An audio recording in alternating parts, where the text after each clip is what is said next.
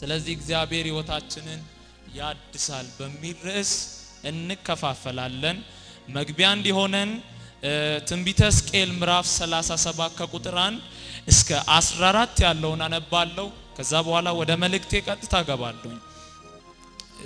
ሲነበብ እንዲህ ይላል ቃሉ።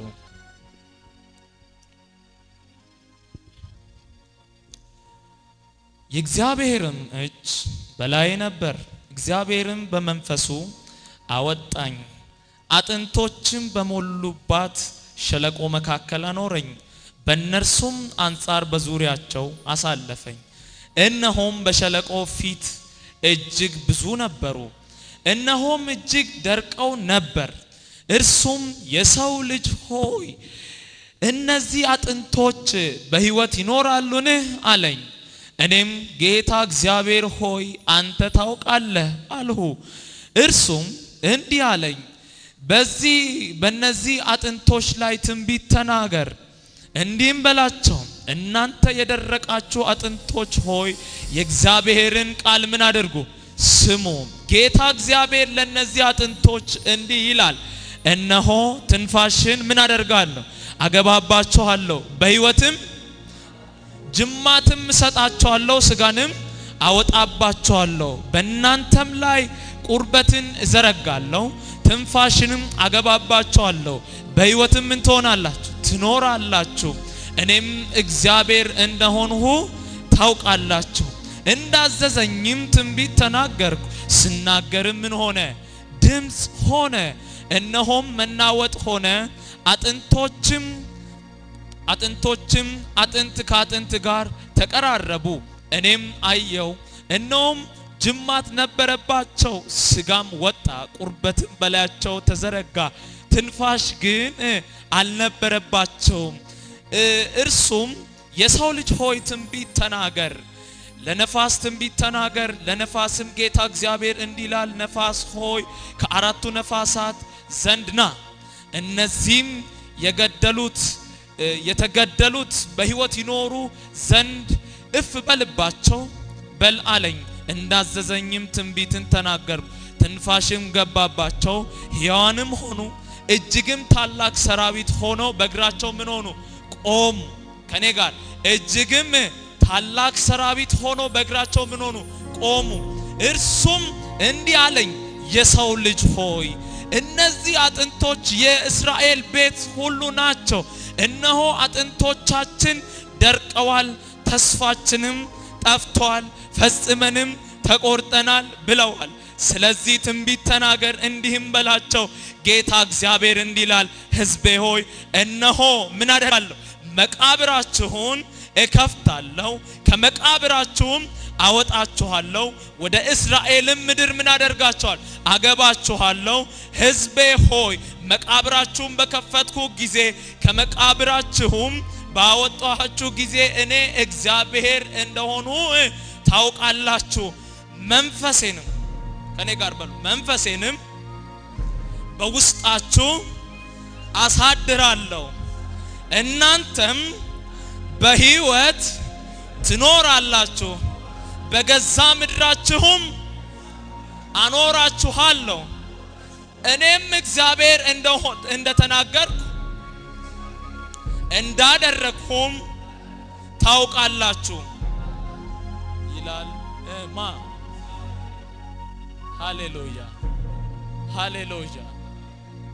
እግዚአብሔርን ቃል በምንመለከት ጊዜ ይህንን ራእይ እግዚአብሔር እያሳየ ያለው ለነብዩ ሕዝቅኤል እና ሕዝቅኤል ካያቸው ራእዮች መካከል አንዱ ይሄኛው ነው።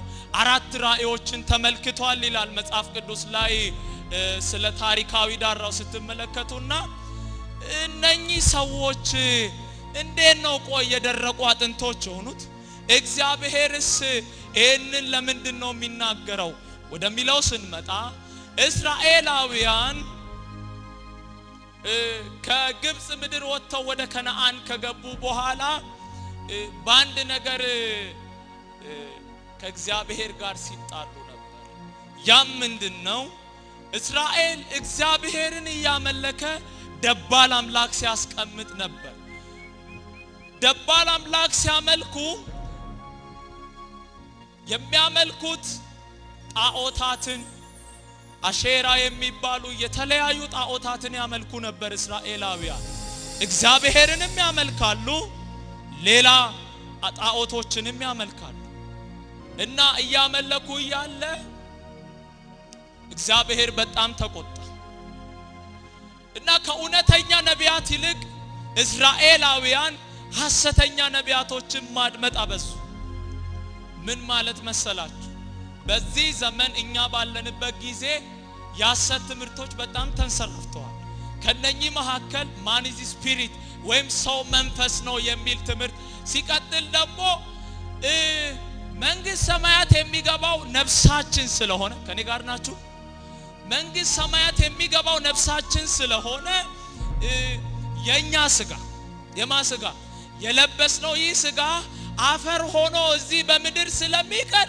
በስጋችን እንደፈለግን ኃጢያትን ብንሰራ ዝሙትን ብናደርግ ችግር የለውም ሰማይ መገባው ምንድነው ነፍሳችን ብቻ ነው የሚል የሐሰት ትምርቶች እና የኛ ህዝብ ያው ስጋቸውን የሚያስደስት ነገር ስለሚወዱ አሜን ይሉን አሜን ይያሉ ይቀበላሉ ለምን የእግዚአብሔር ቃል እኔ ቅዱስ እንደሆንኩ እናንተ ምን ሁኑ ቅዱሳን ሁኑ ይላል ህዝብ ግን በሚያየው ሁሉ የሚታለል ነው ሰይጣንም ይሰብከዋል አንተ ወጣት እኮ እንዴ ወጣትነትን ተጠቀም እንጂ ይሄን ውበትን አፈር እኮ ነው የሚበላው እንደፈለክ ብትዘሙትበትስ ብትጠጣስ እንደፈለክ ሁን እያለ እንግዲህ ይሰብከዋል ያው በሰውም ተጠቅሞ በሐሳብም ይሰብከዋል ሰይጣን እና ሱም አሜን ይላል የዘመናችንን በዛን ጊዜ ጣዖታትን ሲያመልኩ ችግር የለውም እግዚአብሔርም አምላክ ነው እነኚህ አምላኮች ናቸው ያለ ያመልኳቸው ዝሙትን ይሰራሉ እንደውም ሕዝቅኤል ምዕራፍ 8 9 10 ብታነቡ በቤተ መቅደሱ ስለሚሰራው ኃጢያት በአደባባዩ ስለሚሰሩ ኃጢያቶች እግዚአብሔር ሕዝቅኤልን ከምዕራፍ 37 በፊት ሲነግረው ነበር እና እስራኤላውያን ወደ እግዚአብሔር ከመመለስ ይልቅ እውነተኛ የእግዚአብሔር ሰዎች ወደ ንስሐ ሲጠራቸው ክፋትን ያደረጋችሁ ነው ተው እናንተ የምትሰሩት ስጋችሁን የሚያስደስት ነገር ነው ግን እግዚአብሔር በዚህ የተደሰተ ስላልሆነ ምን ነው ተመለሱ ይያሉ ሲሰብኳቸው አይሰሙ ወደ ንስሐ ይጠሩ ነበር ግን አይሰሙም እውነተኞች ሐሰተኞች ችግር የለው አምልኩ ይላቸው እንደፈለጋችሁ ለእግዚአብሔር መስዋዕቱ እንዳይጎደል አምልኩ ይሰማል እንግዲህ እየሰሙ እነኚህ ሰዎች ያው ስጋቸው የሚያስደስታቸው ነገር ማድረግ ስለሚወዱ ሲያደርጉ እግዚአብሔር ጠብቆ ሲያቅተው የመጀመሪያው አንድ እርምጃ ወሰደ ምን አደረገ ክብሩን ከቤተ መቅደስ በኪሩቤል ላይ ያለውን ወሰደ የእግዚአብሔር ክብር ማደሪያውን ጥሎ ወጣ የእግዚአብሔር ክብር በብሉይ ኪዳን ጊዜ በታቦት ላይ ነበር የሚገለጥ ከሌዋውያን ውጭ ሌዋውያንም ሳይቀደሱ ታቦቱ ጋር መቅረብ አይችሉም ምክንያቱም ይቀጸፋል በዚህ ዘመንስ የእግዚአብሔር ክብር ማደሪያ ይሄ ህንጻ ነው እንዴ ይሄ ህንጻ ነው እንዴ ማን ነው ማደሪያው ማን ነው እዚህ ቆይተኝታችኋል እንዴ ውሃ ታመጣልኝ እንድፋና እናንቃቸው የእግዚአብሔር መንፈስ ማደሪያ እነማን ነን እኛ ነን ስለዚህ የብሉይ ኪዳኖቹ ቤተ መቅደሱስ ክፋትን እንደ ኤሊ ልጆች ማለት ክፋትን ሲያበዙ እግዚአብሔር ከኃጢያት ጋር የሚተባበር አምላክ አይደለም ስለዚህ ምን አደረገ ክብሩን ወሰደ ክብሩ ሲወሰድ ሕዝቅኤል ሲመለከት ነበር በራእይ እግዚአብሔር ሲያሳየው ነበር እግዚአብሔር እንዲህ ያደረገ ነው ተው ተመለሱ እግዚአብሔር ለጠላት አሳልፎ ሊሰጠን ነው ኢየሩሳሌም ልትፈርስ ነው ልትማረክ ነው ተው ይያለ ይጠራቸዋል ወደ ንስሐ ሕዝቅኤል እውነተኛ ራእይ ከእግዚአብሔር ተቀብሎ ሲነግራቸው እነኚህ ደግሞ ምንድነው የሚሉት አይ ችግር የለውም እግዚአብሔር የቃል ኪዳኑን ሕዝብ ለማን ይሰጣል ለጠላት አሳልፎ አይሰጥም ስለዚህ ችግር የለውም ይሰብከዋል እነኚህም አሜን ይላል እግዚአብሔር ክብር ተወስዶ ሄደ ያለ መስሏቸዋል የለም ሄደ ቀጠሉ በዛ ክፋታቸው ቀጠሉ ከዛ ነገስታቶች መጥተው ባቢሎናውያን ከበቧቸው እስራኤል እንዴ ብሎ ሄደው ያው እንደለመዱት ሐሰተኞቹ ጋር ነው ቀድሞ የሚሮጡትና ምንድነው የሆነ ያለው ጠላት መተወሩ አይ ይወሩናል እንጂ አያሸንፉንም ይበተናል ነው እሺ ብሎ ሄደው አሁንም ኃጢያታቸውን ይሰራሉ እውነተኛው እቺ ምድር ተከባ ያለችው በጠላት ልትፈርስ ነው እናንተም ልትማረኩ ነውና ወደ እግዚአብሔር ምን ሁኑ እስራኤልን እኮ እስራኤል የሚያስብላቸው የቁጥር መብዛት አይደለም 600 ሺህ ህዝብ መሆናቸው አይደለም እነሱ እንዲፈሩ የሚያደርጋቸው ከነሱ ጋር ማን ስላለ ከነሱ ጋር ማን ስላለ ለኩዎች ስሙኝ ወጣቶች በደንብ አድርጋችሁ አድምጡ እናንተን ክርስቲያን የሚያስብላችሁና በጠላት ፊት ስትቆሙ ጠላት የሚፈራችሁ እግዚአብሔር አብራችሁ ሲሆን ለዛ ነው እግዚአብሔር ክብሩን ስለወሰደ በውስጥ ያለው እሳት ስለጠፋ አጋንንት አብሮ ያማክራል ደህና ነው ይላል እንዘምር ይላል ይወጣል ለመድረክ ይወርዳል ይሰብካል አሜን ትለው አንዴ እስቲ ወደ ቃሉ ልባችሁ አምጡ ዛሬ በቃሉ መፈታት ይሆንልን ዛሬ በቃሉ ክብሩን መመለስ ይሆንልን አዎ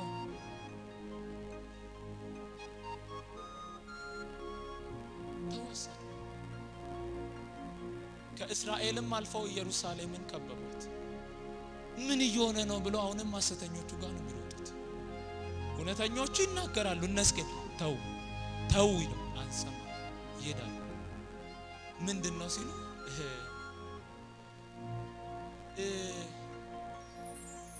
ኢየሩሳሌም እግዚአብሔር ለክብሩ የመረጣት ከተማ ስለሆነች በተአምር ጠላት ሊያፈርሳት አይችልም እንደውም እኮ የክብሩ ማደሪያ ናት ክብሩ ምን ሆኗል ታዲያ ክብሩ የሌለበት የተሰራ ህንጻ ክብሩ የሌለበት የተሰራ ቤተ መቅደስ ዋጋ አለው ወይ እነኚህ ሰዎች አሁንም አሜን ኢየሩሳሌም ፈረሰች ህዝቡ ተማረከ እነኛ ሰጠቃይ ብንማረክ ማንቆይም እንመለሳለን ህዝብ በቃ ኃጢያት ስለሚወድ ለዝሙት ለክፋት ጥሩ የሆነ በቃ ውስጣቸው ቢነሳሳ ሞቲቬት የሚሆኑት የእግዚአብሔርን ክብር ለመመለስ ሳይሆን የእግዚአብሔርን ክብር ለመጣል እግዚአብሔርን ለማስደሰት ሳይሆን ራሳቸውን ለማስደሰት እግዚአብሔርን በህይወታቸው ላይ ጌታ ለማድረግ ሳይሆን በእግዚአብሔር ቦታ እነሱ ጌታ ለመሆን እና እግዚአብሔር ከነሱ ጋር ይስማማል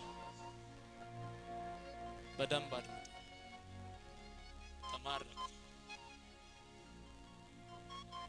ሕዝቅኤል መናገር ጀመረ ይናገራል አንሰማ ይናገራል እግዚአብሔር ዛሬ ምሽት አንድ ነገር ያደርጋል ሐሰተኞችን ይጠርጋቸዋል በጓዳቸው በእግዚአብሔር ፊት ተሐድሶ ክብሩን መለስ የሚያለቅሱትን ወጣት ትውልዶችን እግዚአብሔር ያነሳሳል ይህን ያክል ነው በቃ እግዚአብሔር ከነሱ ርቆ ይሄዳል ይናገራል ግን ኢቭን ክብሩን ራሱ ቢወስድ ከነሱ ቢለይም እስራኤላውያንን እግዚአብሔር ስለሚወዳቸው አሁንም ይናገራል ክብሩ ኮይል ቢሄድም ይናገራል በነቢያቶች ይናገራል ምን ይያለ ተመለሱ ተመለሱ ተመለሱ እያለ ይናገራል። ለምን? ስለሚፈልጋቸው ሊከብርባቸው ስለመረጣቸው።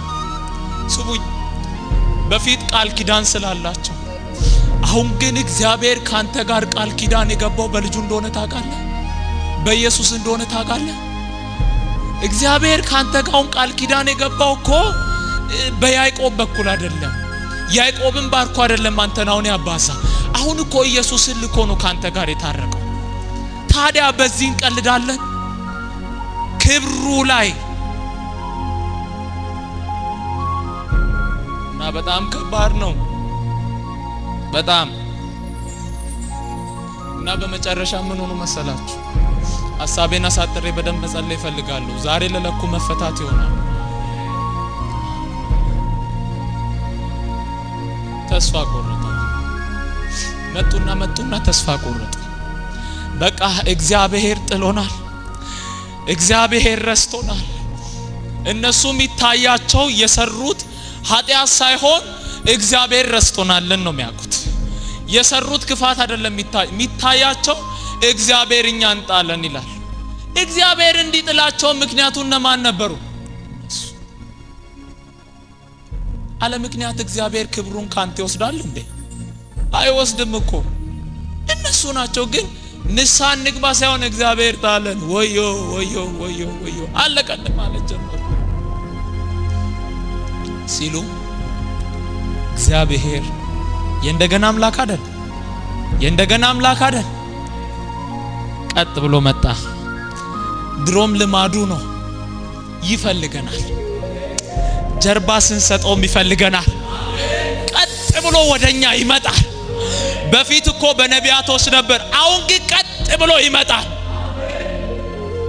መጣ እንደለመደው ሕዝቅኤል ጋር መጣ ሕዝቅኤልና ማሳይ ነገር አለ ለምን እስራኤላውያን ያሉበትን ሁኔታ አሁን እንዲህ ብነግር አትረዳም ምን ያክል ኃጢያት እንደጣላቸው ምን ያክል አጥንት አድርጎ እንደተዋቸው ምን ያክል ጠላት እንደሰበራቸው ምን ያክል በሐሰት ትምህርት እንደተበረዙ ምን ያክል እንደወደቁ አሳያለሁ ና ወሰን አጥንት መሐከል ቁጭ አለ ሕዝቅኤል እስራኤልን ታያለ ወይ እስራኤልን አዎ አየው እነኚህ እንደገና ህይወት ያገኛል እንደኔማ ቢሆን አላቅም ብቻ አንተ እንዳስቀመጥከኝ የምታደርገው ነው ያለው እኔ አላቅም አንተ ታውቃለህ እኔ አላቅም ለምን ሕዝቅኤልን ብሶት አለበት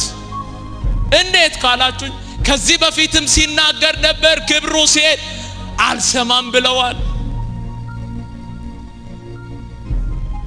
በቃ እኔ አላቅም ብቻ አንተ ታውቃለህ ብሎ ፍቃዱን ለማን ሰጠ ለእግዚአብሔር ሲሰጥ እግዚአብሔር በል እንግዲህ ውቅናን ከሰጠኸኝ አንተም ካልተለወጥክ ምንም ያክል ብታዝንም ምንም ያክል ወርቀዋል ብለ ተስፋ ብትቆርጥም ለኔ ግን ውቅና ስለሰጠ በል እንግዲህ ማዳኔን ላሳያል ምን ተናገር እዚህ ወጣት የለም እንዴ ምን ተናገር ትንቢት ተናገር ምን ይሆናሉ በህይወት ይኖራሉ እንደገና መንፈስ በውስጣቸው ይገባል ይወስሙኝ በዚህ ዘመን ህይወት የሚሆነው ክርስትና ህይወት ሆኖ በእናንተ የሚገለጠው መንፈስ ቅዱስ በውስጣችሁ ሲኖር ብዙ የመጽሐፍ ቅዱስ ጥቅስ ስላወቅ አይደለም ብዙም ስለዘመርክ አይደለም ኳይር አገልጋይ ስለሆንክ አይደለም በውስጥ ማን ስላለ እስቲ አውሩ ከጎናችሁ ካለው ሰው ጋር አሁን እየጨረስኩ ነው ልንጸልይ ነውና አውሩ እስቲ በህይወት መኖር የምትችለው ወንድሜ የእግዚአብሔር መንፈስ በውስጥ ሲኖር ነው ሪቫይቫል በቃ ከሰማይ የሚወርድ መብረቅ አይደለም ታድሶ ያ ነው የሆነ ተአምር ከሰማይ የሆነ መልአክ ወርዶ ምናምን ቤተሳይዳ ዋውን እንደሚያናውጥ እንደዛ አጠብቅ የሆነ ስታመልክ ድንገት መጥቶ በቃ ጉባኤውን አተረማምሶ ወንበር ምናምን ኖ ሪቫይቫል ዋጋ ያስከፍላል ሪቫይቫል ለምን እንዳልተነሳ ታውቃላችሁ እስካሁን ድረስ ሚጸልይ አለ ግን የተዘጋጀ የለም ከኔ ጋር ናችሁ እግዚአብሔር ሆይ ታድሶን እንድታደርግ እፈልጋለሁ የሚል አለ እንጂ ለሪቫይቫሉ ራሱ ሬዲ ያደረገ የለም ኤክስፔክት የሚያደርገው ከየሆነ ጩኸትና ጋጋታ ጋር ስሙኝ ሪቫይቫል ሲነሳ የመጀመሪያው ስራው ኢየሱስን ባንቴዎት ላይ ማግነን የክርስቶስን ፍቅር እንደገና በውስጥ ማቀጣጠል ነው ስራው ኃጢያትን ከውስጥ መንቀል ነው ስራው እንጂ መጥቶ ሁለት ወዶ ህይወት እንድትኖር ያደርግ እና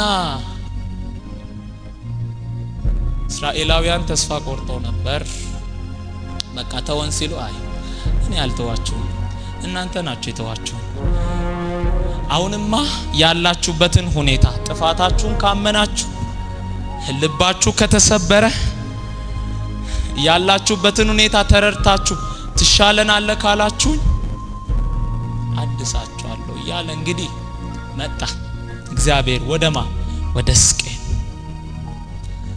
እና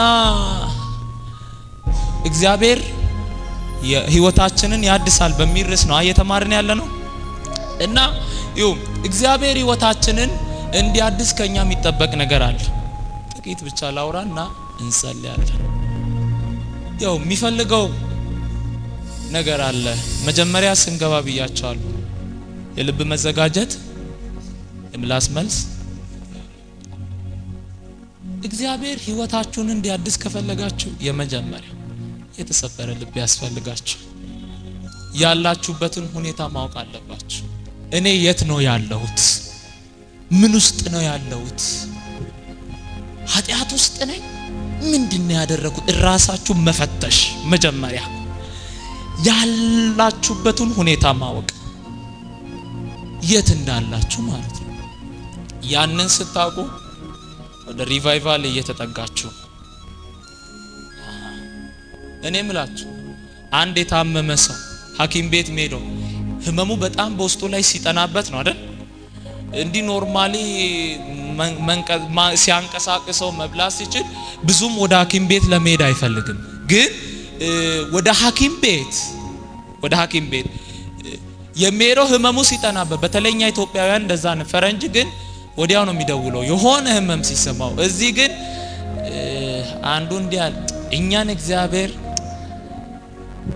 ባክቴሪያ ኢንተርናል ቦቴ ወሬውን ከይላልና ብዙ በቃ አቅማችንን ሲያዳክም ነው ሐኪም ቤት ለመሄድ ምንፈልገው እና መጀመሪያ እግዚአብሔር ህይወታችንን እንዲያድስ ወደ ቀድሞ ክርስትናችን እንዲመልሰን ከኃጢያት ህይወት እንዲያወጥ መጀመሪያ የተሰበረ ልብ እኔ ማን ምን ውስጥ ነው ያለሁት የሚለው ማወቅ አለባችሁ ሁለተኛው የተስፋ ልብ የተስፋ በእግዚአብሔር ተስፋ ማድረግ አለባችሁ አዎ ደክም ያለው ዛሬ በህይወቴ ላይ ኃጢያት አለ አዎ ዛሬ ወድቄ ሊሆን ይችላል እግዚአብሔር ግን አንድ ቀን እንደሚያስበኝ አምናለሁ ቃል ስላለው የተናገረው ቃል በኔ ላይ የተስፋው ቃል ይፈጸማል አንድ ቀን ካለውበት ድካምና ስራት ያወጣኛል የሚል የተስፋ ልብ ያስፈልጋቸዋል ሳል ለመጠቀም ነው እሺ በጣም ይቅርታ ፈጠንኩባችሁ ብቻ ሐሳቤን ለመረዳት ነው ሶስተኛውና የመጨረሻው የትጋት ልብ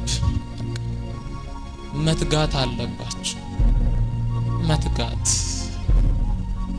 መትጋት በእግዚአብሔር ፊት መትጋት አለባችሁ ትጉ በቃ እግዚአብሔር እንዲያድሳው ኢቭን ከኃጢያት ውስጥ መውጣት ካቃታችሁ ሄዳችሁ ተንበርከኩ አባ እኔ ከዚህ ኃጢያት መውጣት ተስኖኛል ህይወቴን ይሄ ኃጢያት ተጫውቶታል ስለዚህ እባክን አንድ ቀን እንደምታወጣኝ ያውቃለሁ የመጀመሪያው ተስፋ ይኖራል በሁለት እባክን ጌታ ቢያንስ እንኳን ስለ ልጅ ስትል እኔ እንኳን በክፋቴ ብበላሽ ቢያንስ እንኳን ስለ ልጅ ስለ ክርስቶስ ስትል አስበኝ። ይሄም አንድ ራሱን የቻለ የትጋት ልብ የግድ ሪቫይቫልን ለማስነሳት አዳር ጸሎት መግባት መጾም የሆነ ብዙ ሰዓት በመጸለይ አይደለም። መጀመሪያ ልብ መዘጋጀት አለበት። አንዳንድ ልጆች እኮ አሉ አጋንንት በውስጣቸው ያለ ከዛ ስራ ለመፈታት የማይወዱ እግዚአብሔር ይፍታል። የምር አይፈልጉም። በቃ እንደተጫወተባቸው እንዲኖር ይፈልጋል። እንደተጫወተባቸው በቃ እንዳጨለመባቸው ህይወታቸውን እንዳበላሽ የእግዚአብሔርን እሳት የመንፈሱን ኃይል ከውስጣቸው እንዳጠፋባቸው በቃ ኖርማል ህይወት በቃ አገልግሎት ኖርማል ቸርች መምጣት ኖርማል በቃ ተዳፍረውታል። ወንድሜ እባክህ አንድ ነገር ልብህን አዘጋጅ። አሁን ልጸልይልህ ነው ልጸልይልሽ ነው። እግዚአብሔር የተናገረኝን እላችኋለሁ። ግን ልባችሁ ምን ያክል ክፍት ነው? በይሉንታ ነው? ሰው መፍራት ወጥመድ ነው ይላል እግዚአብሔር ቃል። ብዙዎቻችሁ ስንታይ አሁን ያለነው አጥንት በሞላበት ሸለቆ ደርቀና ክብሩ ከኛ ተወስዶ ተስኖናል። ኢቭን ኢየሱስ ማለት ከብዶናል። ከጓደኞቻችን ጋር ኢየሱስ ማለት ተስኖናል። ግን መሳደብና ሐሜት ማውራት ላይ ማን ብሎ ኢቭን ከዚህ ከቤተ ክርስቲያን ካንድ ሰው አጋንንት ከወጣ መነጋገሪያ ርዕስ በማድረግ ላይ ማን ብሎ አንደኞች ነን። ግን ወንጌል መስበክ ላይ ሞተናል። ይሄ ጤነኝነት ነው ወይ? ነው ጤነኝነት አይደለም። ይሄ ጤነኝነት አይደለም። ብትወድም ብትጠላም ይሄ የክርስትና ህይወት አይደለም። የክርስትና ህይወት ወንድም ሲደክም ጣለው እጅ እየጠቆምክ ከእግዚአብሔር ፊት እንዲሸሽ እንድታማው አይደለም። ክርስትና ቃሉ የሚናገር እንድታበረታው ወንድሜ ለምን ወደቀያ በሚያባብል ቃል በፍቅር ነው ማንሳት ያለብህ እንጂ እሱ ረቅጠ መግደል የለብህ። እንደዚህ አይነት ልጆች ተጠንቀቁ። ከዚህ ሳበዋል ነግሬያቸዋለሁ። ተጠንቀቁ። በዚሁ ነው ነግሬ ማለት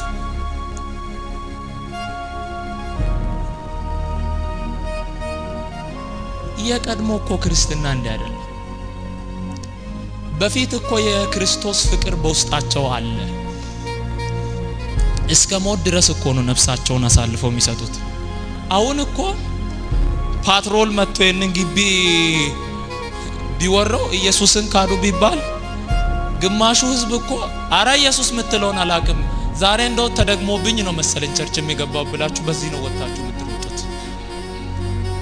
ግማሾቻችሁ ላለመሞት በዚህ ትሮጣላችሁ ባትክዱት። ይህን ያክል እኮ ክርስትናን አቀለለ። ሟርተኛ ድግምተኛ ጥንቆላ የሚባለው ነገር እኮ ትልቅ ሆኖ አይደለም። እኛው ፈቅደን እንሄዳለን እኮ እኛም እዛ ለማሰር እኛ እኮ ፈቅደን ነው እንጂ እኮ በእኛ ላይ ያለ እግዚአብሔር ከተማን እኮ መለወጥ ይችላል። እግዚአብሔር ለኩ መለወጥ ቢፈልግ እኔን አንዱን ተጠቅሞ አይችልም ወይ? አይችልም። እና ምንድነው ቆይ ምንድነው ህይወታችሁን እንደዚህ የደረቀ ሸለቆ ስር የጣላችሁ? አስተውሉ። ልባችሁን አሁን ወደ ቃሉ መልሱ። ኑ ወደ እግዚአብሔር ቃል። አጥንት ሆናችሁ ደርቃችሁ ያ ተንኮለኛ ደረቃችሁ አደከማችሁ። በውስጣችሁ ላይ ያለውን የክርስቶስን ፍቅር ነጣቅሎ አውጥቶ የዓለምን ፍቅር ዝሙትን፣ ዘፈንን፣ ሐሜትን፣ ፊልምን በቃ ጣዖቶችን ሞላባችሁ እና ህይወት ያዋጣናል ወይ ወንድሞች? ያዋጣል ወጣቶች? ያው እግዚአብሔር እኮ ዝም ብሎ አይናገርም። ያዋጣናል እና ታዲያ ታድሶ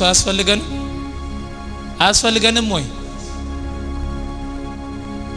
አንድ ሰው በዚች ምድር ሲኖር ነፍስ፣ ስጋ፣ መንፈስ አለ። እና በነፍስ ውስጥ ፍቃድ ስሜት ዕውቀት አለው እና ዕውቀቱን ፍቃዱን ስሜቱን ላስገዛው ነገር ነው የሚኖረው ማለት ምን ማለት መሰላችሁ ገላትያ ላይ ተጻፈውን ቃል ሄዳችሁ ብትመለከቱ መንፈስ በስጋ ላይ ስጋም በመንፈስ ላይ ምን ይሆናል ይቃወም ስለዚህ የምትወዱትን ልታደርጉ አትችሉ አላችሁ እና ፍቃዳችሁን ዕውቀታችሁን ስሜታችሁን ለማን ያስገዛችሁት እንደ ሔዋን ለዛ ተንኮለኛን ያስገዛችሁት አይናችሁ ይበራል ያው እናንተንም ያው ሔዋንን እንደዛ ቢል እናንተን የሚያባብለው ነገር አለ እንዲህ ትሆናለህ የምትወደውን ጣፋጭ ነገር እያሳየ ፍቃዳችሁን ወስዶታል ወይስ አለ ፍቃዳቸው በእግዚአብሔር ለማን ነው ተገዝተን ያለነው እስራኤላውያን እኮ በስቅል ዘመን እግዚአብሔር ክብሩን ወስዶባቸው ይህን ያክል እስከ አጥንት የደረሱት ፍቃዳቸውን ዕውቀታቸውን ስሜታቸውን ነፍሳቸውን ያስገዙት ለዓለም ኮተት ስለሆነ እና በዚህ ዘመንኛ ለማን ያስገዛል ለማን ያስገዛል ጥያቄ ምልክት ይህን ጥያቄ ለአንድ ደቂቃ አንገቶቻችንን ዝቅ እናድርግና ለራሳችን እንመልሳለን ከዛ ወደ ጸሎት